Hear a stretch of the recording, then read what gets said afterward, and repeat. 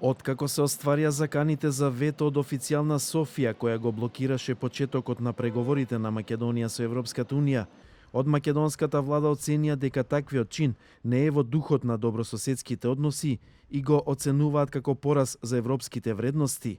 Недонесувањето одлука на состанокот во Брисел е пораз за идејата на Европската Унија, но во исто време е потврдено во изјавата на председавачот, германскиот министер за европски прашања Михаел Рот, дека до декември постојат уште можности, објави премиерот Зоран Заев на Фејсбук. Треба да продолжиме во духот на диалог, а не низ конфликти, да дојдеме до решение, наведува Заев.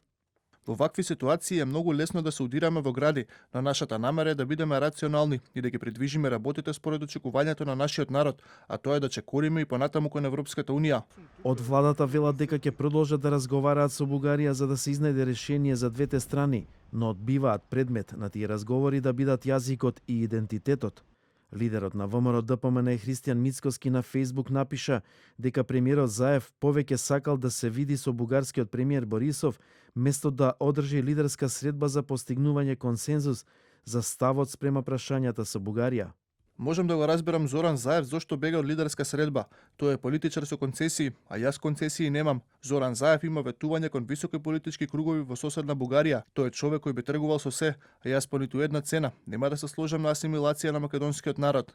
Додека не добиеме правни гаранции од Скопје и во контекст на процесот на преговори со Европската Унија, дека ќе дојде до промена на сегашната политика, ние не можеме да се согласиме на одржување на првата меѓувладина конференција и на старт на преговорите за членство со Северна Македонија, изјави денеска бугарската министерка за надворешни работи Екатерина Захариева.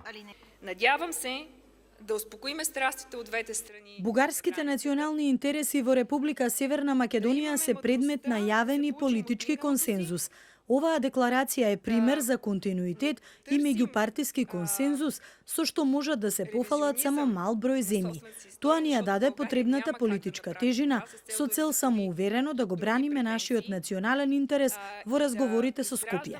Бугарија најмногу сакаше нашите соседи од Северна Македонија, како и нашите пријатели од целиот Западен Балкан да влезат во Европската Унија, изјави премиерот Бојко Борисов на денешниот состанок на бугарската влада. Били сме исклучително добронамерени. Бевме исклучително добронамерни во разговорите што ги водевме со нив. Многу внимателно им објаснивме до каде може да одат нашите компромиси.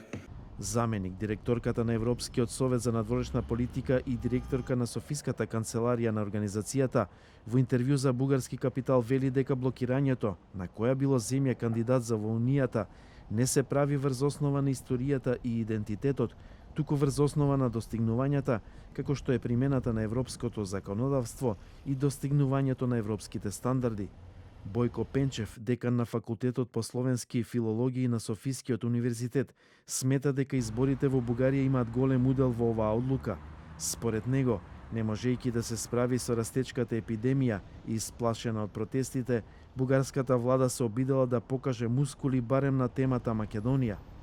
Вчера попладне по 8-часовен состанок, министрите за надворешни и европски прашања на Европската Унија не успеа да ја надминат бугарската блокада за преговорите со Северна Македонија.